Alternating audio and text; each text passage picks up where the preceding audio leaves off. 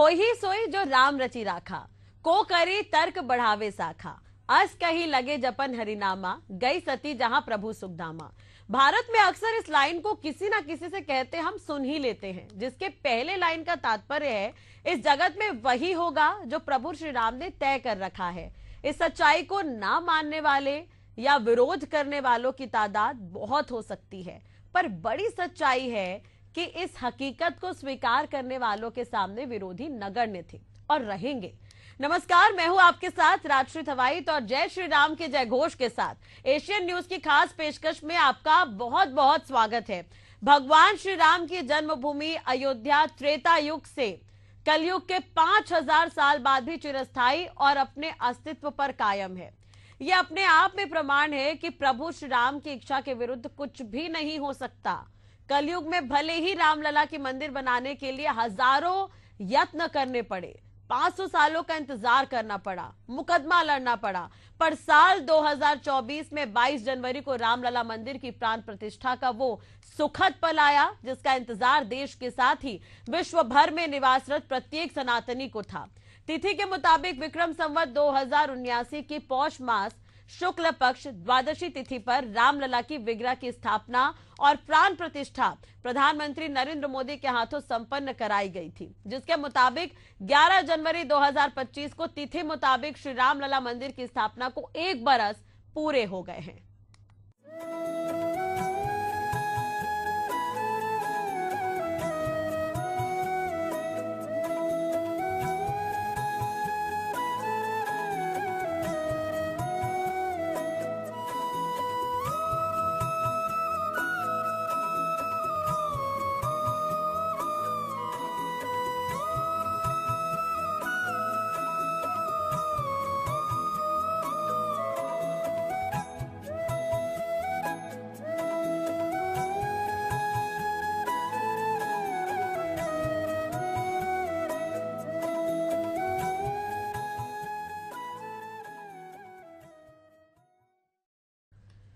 रामलला हम आएंगे, मंदिर वही बनाएंगे, एक दौर में यह नारा देश के हर कोने में गूंजता था। वक्त के साथ नारे की गूंज भले ही कमजोर हो गई, लेकिन भावना तब भी मजबूत थी। साल 2014 में जब पहली बार नरेंद्र दामोदर मोदी ने प्रधानमंत्री की शपथ ली, तो उन्होंने भले ही अपनी भावना को व्यक्त नहीं किया, लेकिन 1990 के अपने संकल्प को पूरा करने के लिए उनके कदम बढ़ चुके थे, जिसका परिणाम 2020 में श्री राम की जन्मभूमि अयोध्या में रामलला के मंदिर निर्माण के लिए भूमि पूजन के तौर पर सामने आया, जिसने साल 2024 में मूर्त रूप लिया। श्री राम अयोध्या में प्रभु श्री राम के विग्रह की स्थापना और प्राण प्रतिष्ठा को 1 बरस पूरे हो गए। अंग्रेजी कैलेंडर की तारीख के मुताबिक 22 जनवरी को 1 साल पूरा होना है, लेकिन सनातन परंपरा के मुताबिक अयोध्या में नवनिर्मित मंदिर के भीतर प्रभु श्री राम के विग्रह की प्राण प्रतिष्ठा पौष मास शुक्ल पक्ष द्वादशी तिथि पर हुई थी, जो इस बार 11 जनवरी को पड़ी है और इसी आधार पर वार्षिकोत्सव का आयोजन किया गया है।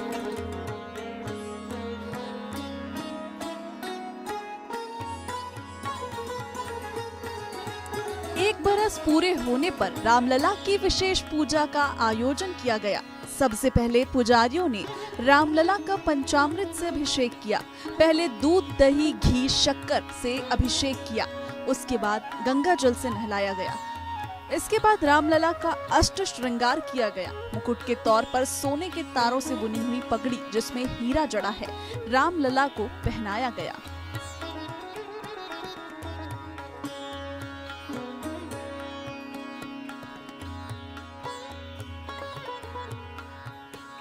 अयोध्या में रामलला मंदिर प्राण प्रतिष्ठा की पहली वर्षगांठ पर जहां भव्य उत्सव का आयोजन किया गया, वहीं प्रदेश के मुख्यमंत्री योगी आदित्यनाथ रामलला के दर्शन के लिए पहुंचे। श्री राम के अभिषेक और श्रृंगार के बाद सीएम योगी ने प्रभु राम के दर्शन कर देशवासियों को शुभकामनाएं दी और देश की सुख समृद्धि के लिए उन्होंने वैदिक मंत्रोच्चार के साथ प्रार्थना भी की। 5 अगस्त 2020 को इसी अयोध्या धाम में आकर के देश के यशस्वी प्रधानमंत्री श्री नरेंद्र मोदी जी ने आकर के प्रभु श्री राम लला के भव्य मंदिर के कार्यक्रम का शुभारंभ किया और उसके उपरांत 22 जनवरी 2024 अगर हिंदू पंचांग के अनुसार हम देखें तो पौष शुक्ल द्वादशी के दिन, आज ही के दिन आदरणीय प्रधानमंत्री जी ने देश भर से आए हुए हर तबके के नेतृत्व वर्ग की उपस्थिति में पूज्य संतों के सानिध्य में 500 वर्षों का इंतजार समाप्त करते हुए रामलला को उनकी जन्मभूमि में प्रतिष्ठित कराने का काम किया था। रामलला का प्राण प्रतिष्ठा का एक कार्यक्रम संपन्न होने के उपरांत लाखों की संख्या में श्रद्धालुजन अयोध्या धाम में पधार रहे हैं। एवरेज अयोध्या का प्रतिदिन अयोध्या में 1.5 से 2 लाख श्रद्धालुओं का आगमन अयोध्या धाम में हो रहा है। 1 से 1.5 लाख राम जन्मभूमि में दर्शन कर पाते हैं। बहुत सारे लोग अन्य धामों में दर्शन करते हुए कुछ इंतजार करते हैं, कुछ जाते हैं, फिर अन्य कार्यक्रमों के बाद फिर आयोजन में भागीदार बनते हैं। प्रधानमंत्री मोदी ने अयोध्या में श्री राम मंदिर की प्राण प्रतिष्ठा पर देशवासियों को अपनी शुभकामनाएं देते हुए कहा कि श्री राम कण कण में हैं, हर मन में राम है, राम आस्था है, राम ही विश्वास है, राम से ही विश्व है, राम ही विश्वात्मा है। राम भारत की आस्था है, राम भारत का आधार है, राम भारत का विचार है, राम भारत का विधान है, राम भारत की चेतना है, राम भारत का चिंतन है, राम भारत की प्रतिष्ठा है, राम भारत का प्रताप है, राम प्रवाह है, राम प्रभाव है, राम नेति भी है, राम नीति भी है, राम नित्यता भी है, राम निरंतरता भी है, राम विभु है, विशद है, राम व्यापक है, विश्व है, विश्वात्मा है। और इसलिए जब राम की प्रतिष्ठा होती है तो उसका प्रभाव वर्षों या शताब्दियों तक ही नहीं होता, उसका प्रभाव हजारों वर्षों के लिए होता है। रामराज बैठे त्रिलोक, हर्षित भय गए सब शोका। रामचरितमानस की ये चौपाई प्रभु के वनवास से वापस लौटकर अयोध्या के राजा बनने की है। इसका अर्थ है श्री राम के सिंहासन पर बैठने के बाद तीनों लोग हर्षित हो गए, अयोध्या समेत सभी के शोक हर गए। इसकी बानगी भारत में देखने को मिल रही है, तो अयोध्या इसका सबसे बड़ा उदाहरण है। बीते 1 दशक में भारत ने तरक्की के नए आयामों को हासिल किया है। अयोध्या में रामलला के मंदिर निर्माण और श्री राम के विग्रह की स्थापना के लिए प्रधानमंत्री नरेंद्र मोदी ने जो संकल्प लिया, उसकी परिणति है कि अयोध्या में श्री रामलला के मंदिर निर्माण और प्राण प्रतिष्ठा के 1 बरस पर उत्सव का आयोजन किया गया है। 3 दिनों तक चलने वाले इस उत्सव का आनंद न केवल भारत बल्कि पूरा विश्व ले रहा है। त्रेता युग में जब प्रभु राम वनवास से लौटे, ये चौपाई उस संदर्भ की है। अब रामलला टेंट से निकलकर अपने भव्य मंदिर में विराजमान हो चुके हैं। इस 1 साल में प्रभु राम की प्रजा का हाल कितना बदला है, उनकी कमाई में क्या परिवर्तन आया, छोटे बड़े लोग किस तरह के कारोबार में जुट गए, ये सब अयोध्या में नजर आ रहा है। दरअसल रामलला के विराजमान होने के बाद अयोध्या को देखने के लिए 1 साल में पूरी दुनिया से 13 करोड़ लोग पहुंचे। टूरिज्म डिपार्टमेंट और जिला प्रशासन के अनुसार इन लोगों ने यहाँ 15,000 करोड़ रुपए खर्च किए। ये पैसा रहने, खाने और घूमने पर खर्च हुआ। इससे अयोध्या के लोगों की आमदनी भी बढ़ी।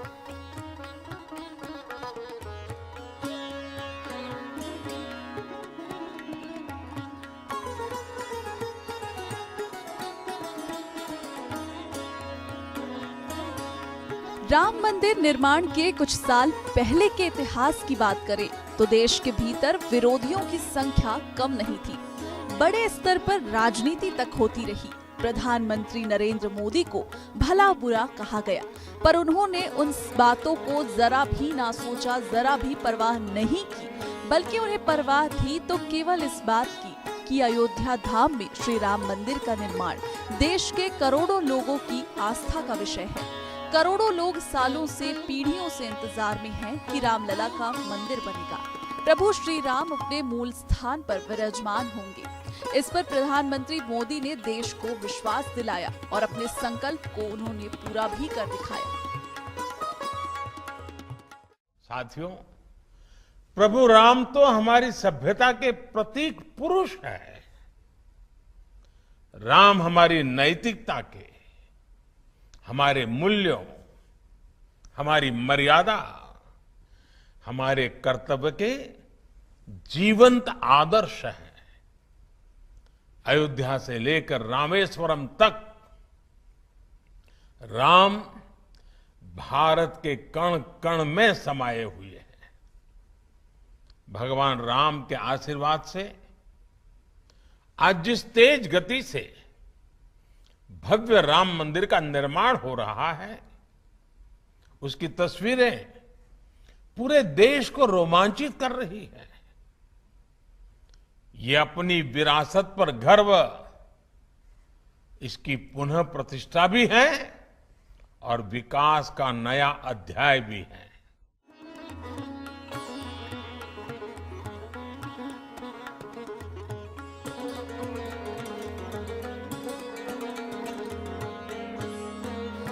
दो राय नहीं कि साल 2025 की 11 जनवरी को अयोध्या में श्री राम मंदिर की प्राण प्रतिष्ठा के 1 बरस पर जिस उत्सव का आयोजन किया गया, उसके पीछे बलिदान की कई गाथाएं हैं। प्रभु श्री राम ने त्रेता युग में केवल 14 बरस का वनवास काटा था, जिसे उन्होंने स्वयं तय किया। लेकिन कलयुग में भगवान को अपनी ही जन्मभूमि पर 500 सालों तक टेंट के नीचे गुजारना पड़ा। भगवान राम मंदिर निर्माण के लिए सनातनियों ने बड़ी लड़ाई लड़ी, जिसमें देश के पूर्व उप प्रधानमंत्री लालकृष्ण आडवाणी भी शामिल थे। उन्होंने श्री राम जन्मभूमि भूमि पूजन के अवसर पर अपनी भावनाओं को व्यक्त करते हुए देशवासियों को बधाई दी थी। जीवन के कुछ सपने पूरा होने में बहुत समय लेते हैं, किंतु जब वो चरितार्थ होते हैं तो लगता है कि प्रतीक्षा सार्थक हुई। ऐसा ही एक सपना जो मेरे हृदय के समीप है, अब पूरा हो रहा है। अयोध्या में श्री राम जन्मभूमि पर प्रधानमंत्री श्री नरेंद्र मोदी द्वारा श्री राम मंदिर का भूमि पूजन हो रहा है। निश्चय ही केवल मेरे लिए ही नहीं, बल्कि समस्त भारतीय समुदाय के लिए ये क्षण ऐतिहासिक हैं और भावपूर्ण भी। श्री राम जन्मभूमि पर श्री राम के भव्य मंदिर का निर्माण भारतीय जनता पार्टी का एक स्वप्न रहा है और मिशन भी। मैं विनम्रता का अनुभव करता हूं कि नियति ने मुझे वर्ष 1990 में राम जन्मभूमि आंदोलन के दौरान सोमनाथ से अयोध्या तक राम रथ यात्रा का दायित्व प्रदान किया और इस यात्रा में ने असंख्य लोगों की आकांक्षा, ऊर्जा और अभिलाषा को प्रेरित किया। इस शुभ अवसर पर मैं उन सभी संतों, नेताओं और देश विदेश के जनमानस के प्रति कृतज्ञता व्यक्त करता हूं, जिन्होंने राम जन्मभूमि आंदोलन में मूल्यवान योगदान और बलिदान दिया। मुझे इस बात की भी प्रसन्नता है कि नवंबर 2019 में उच्चतम न्यायालय द्वारा दिए गए स्पष्ट निर्णय के फलस्वरूप श्री राम मंदिर का निर्माण बहुत शांतिपूर्ण वातावरण में प्रारंभ हो रहा है।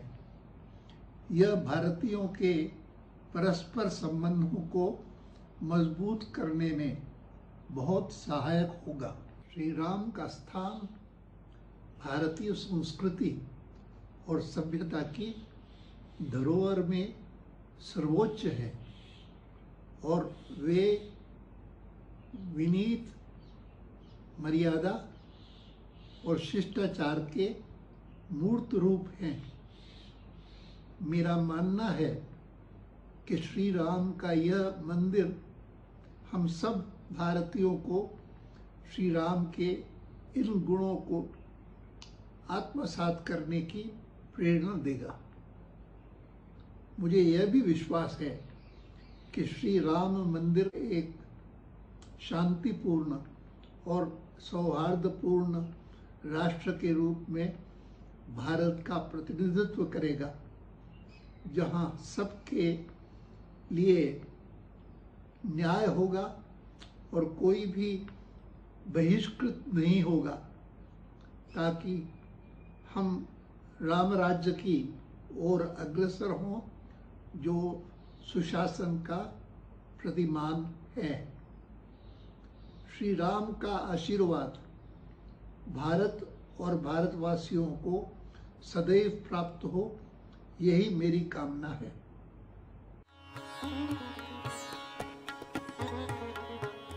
एक समय तक अयोध्या धाम में भगवान श्री राम मंदिर का निर्माण किसी दिवास्वप्न से कम नहीं था।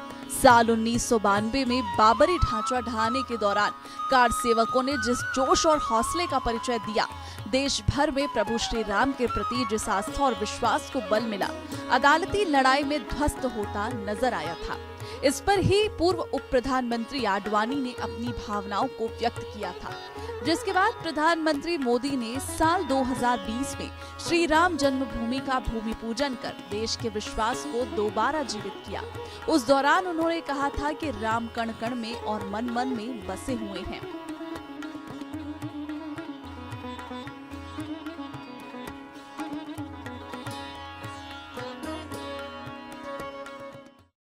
आप भगवान राम की अद्भुत शक्ति देखिए।